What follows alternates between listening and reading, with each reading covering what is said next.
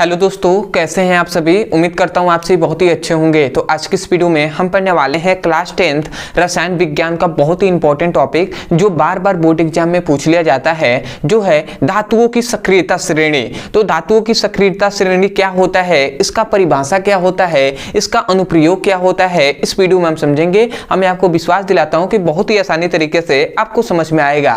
तो इससे पहले मैं बता दूं कि यदि आप इस वीडियो को देख रहे हैं, सब कुछ अच्छे से साफ साफ दिखाई दे रहा होगा तो बहुत ही अच्छी बात है। यदि नहीं दिखाई दे रहा होगा तो आप अपनी वीडियो की क्वालिटी को बढ़ा लीजिए, क्योंकि बहुत ही लो क्वालिटी में आपकी वीडियो चल रही है। तो इसके लिए बहुत से ऐसे स्टूडेंट होंगे जिनको पता होगा कि किस प्रकार वीडियो की क्वालिटी को बढ़ाया जाता है। यदि आप नहीं जानते तो जिस प्रकार आपसे कहा जा रहा है उस प्रकार कीजिए। सबसे पहले आप इस वीडियो पर क्लिक करेंगे तो कोने में आपको एक सेटिंग का ऑप्शन दिखाई देगा, उस पर आप क्लिक कीजिए तो नीचे आपके पास कुछ ऑप्शन आएंगे। उसमें सबसे ऊपर लिखा होगा क्वालिटी, उस पर आपको क्लिक करना है। फिर नीचे देखेंगे एडवांस लिखा होगा, उस पर क्लिक करना है। उसके बाद 360p पर क्लिक कर देना है। अब आपकी वीडियो की क्वालिटी अच्छी हो जाएगी। अब आपको सब कुछ साफ साफ दिखाई दे रहा होगा।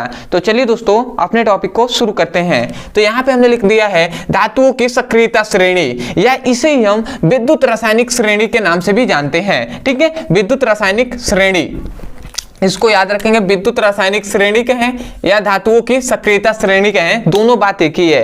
अब ये बात आता है कि भैया याद रखेंगे क्लास 10th के लिए भी इंपॉर्टेंट है और क्लास 12th के लिए भी इंपॉर्टेंट है, क्योंकि ये बोर्ड एग्जाम में पूछ लिया जाता है। तो अभी हम क्लास 10th के लिए इसको पढ़ा रहे हैं, क्लास 12th के लिए इसको हमने फिर से रिपीट कर दिया है। ये रिपीट हम फिर से पढ़ा रहे हैं आपको।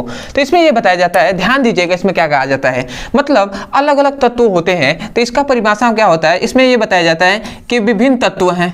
हम भी जानते हैं भैया बहुत से तत्व है ना, ठीक है, हाइड्रोजन है, हीलियम है, ऐसे बहुत सारे तत्व हैं। तो हम कह सकते हैं कि विभिन्न तत्व जो होते हैं, विभिन्न तत्व होते हैं, उनको मानक इलेक्ट्रोड विभव, याद रखेंगे इनका सभी तत्वों का अलग अलग मानक इलेक्ट्रोड विभव होता है। तो इनका जो मानक इलेक्ट्रोड विभव होता है, मानक इलेक्ट्रोड विभव, समझिएगा यहाँ पे क्या कहा जा रहा है। मतलब अलग अलग तत्व हैं, अब इन अलग अलग तत्वों का सभी का मानक इलेक्ट्रोड विभव अलग अलग होगा। तो उनके मतलब मानक इलेक्ट्रोड विभव के क्रम में इसको रखा जाता है, मतलब एक श्रेणी बनाया जाता है। ध्यान दीजिएगा इस प्रकार, ठीक है। अब ये इस प्रकार एक श्रेणी बना दिया गया। अब अलग अलग मान लेते हैं, इस प्रकार आपको तत्व ऐसे ऐसे बहुत सारे तत्व इसमें रख दिया गया। इस प्रकार इस श्रेणी में बहुत सारे तत्व रख दिए गए हैं। अब इसको तत्वों को कैसे रखा गया कि जिस मानक इलेक्ट्रोड विभव के क्रम में रखा गया, कि जिसका मानक इलेक्ट्रोड विभव अधिक है उसको ऊपर, जिसका मानक इलेक्ट्रोड विभव कम है उसको नीचे, इस प्रकार मतलब रखा गया। तो मानक इलेक्ट्रोड विभव के बढ़ते हुए क्रम में रखा गया। सबसे पहले कि बड़ा, उससे बाद छोटा, मतलब मानक इलेक्ट्रोड विभव के बढ़ते क्रम में रखा गया। ठीक है, तो याद रखेंगे इसमें यही बताया जाता है कि विभिन्न तत्वों के उसी के मानक इलेक्ट्रोड विभव के बढ़ते हुए क्रम में रखा जाता है, तो उससे एक श्रेणी प्राप्त होती है जिसे हम विद्युत रासायनिक श्रेणी या धातुओं की सक्रियता श्रेणी के नाम से जानते हैं या उसे कहते हैं। समझ में आया क्या कहा जा रहा है। देखिए, मैं नहीं चाहता हूं कि परिभाषा को आपको रटना पड़े, परिभाषा आपको समझना चाहिए। समझे रहेंगे तो परिभाषा तो हमने लिखा हुआ है, पहले आप समझिए कि कहा क्या जा रहा है। इसमें यह कहा जा रहा है कि कोई भी विद्युत मतलब विभिन्न तत्व हैं, अलग अलग तत्व हैं,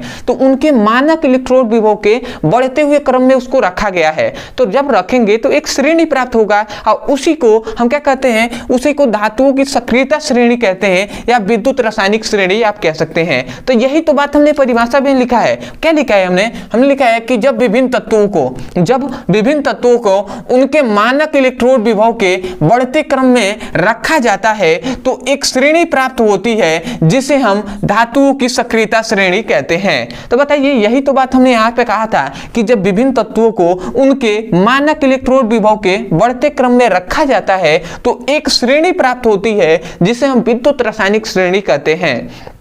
तो आशा करते हैं कि आपको समझ में आ गया होगा। अब आते हैं भैया कि इसका अनुप्रयोग क्या होता है। तो मैं बता दूं कि क्लास 10th में अनुप्रयोग पूछा जाता है, इसका लक्षण मतलब गुण नहीं पूछा जाता है। खासकर मतलब बहुत से ऐसे हैं जिसमें पूछ लिया जाता है, मतलब लगभग ऐसा देखा गया है कि मतलब गुण नहीं पूछा जाता है, परंतु क्लास 12th में इसका लक्षण पूछा जाता है। तो यदि आप क्लास 12th में होंगे ना तो एक और आपको वीडियो मिल जाएगा, केवल आप उसका नाम लिखेंगे कि जैसे मान लेते हैं आप लिखे होंगे तो आप ऐसे लिखेगा विद्युत रासायनिक श्रेणी ब्रदर्स ब्रदर सर हमारे मेन चैनल का नाम है, लिखेंगे तो उसमें आपको आएगा, तो उसमें लक्षण भी आपको बताया गया है, तो उसको आप पढ़ लीजिएगा। ठीक है, अब आते हैं भैया कि क्लास 10th के लिए हम पढ़ा रहे हैं, तो इसके लिए इंपॉर्टेंट है इसका अनुप्रयोग। तो अनुप्रयोग में यहाँ पे 3 हमने अनुप्रयोग लिख दिया है, एक एक करके हम समझेंगे। ध्यान दीजिएगा क्या कहा जा रहा है, यदि आप पढ़ लिए तो आपको ऐसे ही समझ में आ जाएगा। इसमें ये कहा जाता है कि विद्युत रासायनिक श्रेणी, ध्यान दीजिएगा, विद्युत रासायनिक श्रेणी में जो तत्व जितना ऊपर होता है उसकी उतना ही अधिक क्या होता है, क्रियाशील होता है। मतलब विद्युत रासायनिक श्रेणी में जो तत्व जितना ऊपर होता है वह उतना ही अधिक क्रियाशील होता है। मान लेते हैं भैया कि ये श्रेणी है, अब इस श्रेणी में सबसे ऊपर मान लेते कोई तत्व रख दिया गया, उसके नीचे मान लेते हैं कोई तत्व रख दिया गया, तो इस प्रकार जो जितना ऊपर होगा उसकी भैया क्या होगी, क्रियाशीलता अधिक होगी। मतलब इलेक्ट्रॉनों की त्यागने की क्षमता और ग्रहण करने की क्षमता उसकी सबसे अधिक होगी जो जितना ऊपर होगा। तो आशा करते हैं आप समझ गए होंगे। आते हैं दूसरे पर, तो दूसरा क्या कहा गया है, ध्यान दीजिएगा, हाइड्रोजन के ऊपर, हाइड्रोजन के ऊपर स्थित धातुओं, जैसे हाइड्रोजन के ऊपर जितने भी स्थित धातुएं होती हैं उनमें से जल तथा अम्लों को हाइड्रोजन को विस्थापित कर देता है।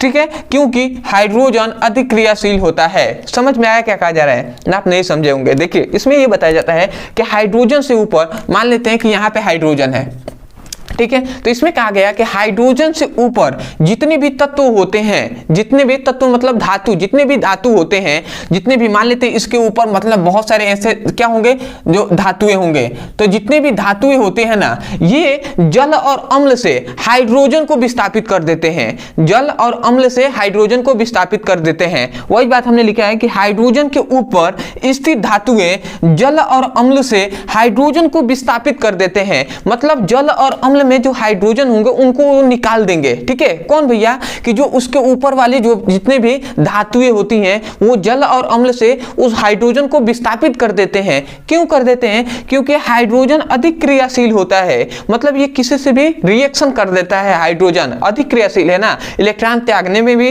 और इलेक्ट्रॉन ग्रहण करने में भी। ठीक है, क्योंकि भैया इसके जानते हैं इसके मतलब एक ही इलेक्ट्रॉन होता है हाइड्रोजन में, तो इसलिए। ठीक है, तो अब आता है भैया कि विद्युत रासायनिक श्रेणी, तीसरा अनुप्रयोग है कि विद्युत रासायनिक श्रेणी में जो तत्व जितना ऊपर होता है वह ठंडे जल से क्रिया करके हाइड्रोजन गैस मुक्त मतलब हाइड्रोजन को मुक्त कर देता है। इसमें यह बताया गया कि जो तत्व जितना ऊपर होगा वो क्या होगा भैया, वो हाइड्रोजन गैस को मुक्त कर देगा। हाइड्रोजन को गैस है मतलब हाइड्रोजन जो है, ठीक है, तो वो क्या करेगा, ठंडे जल से उसको निकाल देगा। ठीक है, इसका मतलब क्या हुआ कि विद्युत रासायनिक श्रेणी में मान लेते हैं बहुत ऊपर ये वाला तत्व है, अब ये क्या करेगा, ठंडे जल से जब रिएक्शन करेगा, क्रिया करेगा, तो इसमें से हाइड्रोजन गैस को निकाल देगा, बाहर निकाल देगा, मतलब विस्थापित कर देगा। वही बात यहां पे लिखा गया है कि विद्युत रासायनिक श्रेणी में जो तत्व जितना ऊपर होता है वह ठंडे जल से क्रिया करके हाइड्रोजन को मुक्त कर देता है। तो आशा करते हैं कि आपको समझ में आ गया होगा। इसमें कुछ खास समझने वाला नहीं है, सब आपको पढ़ेंगे तो आपको समझ में आ जाएगा। ठीक है, तो आशा करते हैं कि आपको समझ में आ गया होगा। तो सबसे पहले तो मैं यही कहूंगा, यदि आपको समझ में आया है तब जाकर आप चैनल को सब्सक्राइब कर दीजिए, वीडियो को लाइक कर दीजिएगा और जरूर हमें कमेंट सेक्शन में बताइएगा कि हाँ आपको समझ में आया है या नहीं आया है। नहीं भी आया है तो भी आप बता सकते हैं। ठीक है, क्योंकि हमें भी पता रहेगा कि हाँ आपको नहीं समझ में आया, तो और हम चाहेंगे कि कोशिश करेंगे कि और भी आपको अच्छे से पढ़ाया जाए। ठीक है, तो आशा करते हैं आप समझ गए होंगे। दूसरी बात, बहुत से ऐसे स्टूडेंट हैं जो चाहते हैं क्लास 10th हो या क्लास 12 उसका फिजिक्स और केमिस्ट्री का चैप्टर वाइज हमें सीक्वेंस में एक एक करके वीडियो मिले और एक ही जगह से मैं फिजिक्स और केमिस्ट्री का चैप्टर वाइज मैं अपने पूरे सिलेबस को अच्छे से पढ़ाई कर सकूं और अपने सुंदर से नोट्स बना सकूं। तो आपके लिए भैया या तो हमारे चैनल के प्लेलिस्ट में चले जाइए, या आपको प्लेलिस्ट नहीं पता, बहुत से ऐसे स्टूडेंट हैं, तो उनकी सुविधा के लिए यहाँ पे एक नंबर दिया जा रहा होगा, इस नंबर पर आप व्हाट्सएप कीजिए और केवल आपको लिखना है क्लास 12th। मान लेते हैं क्लास 10th का आपको पढ़ाई करना है, तो आप लिखिए class 10th physics chemistry all video link, अब मैसेज कर दीजिए व्हाट्सएप पे। आपको तुरंत फिजिक्स और केमिस्ट्री का 2 लिंक मिल जाएगा, वहां से अपने चैप्टर वाइज सीक्वेंस में पढ़ाई कर सकते हैं। परंतु यदि आपको प्लेलिस्ट पता होगा तो आप प्लेलिस्ट से पढ़िएगा। ठीक है,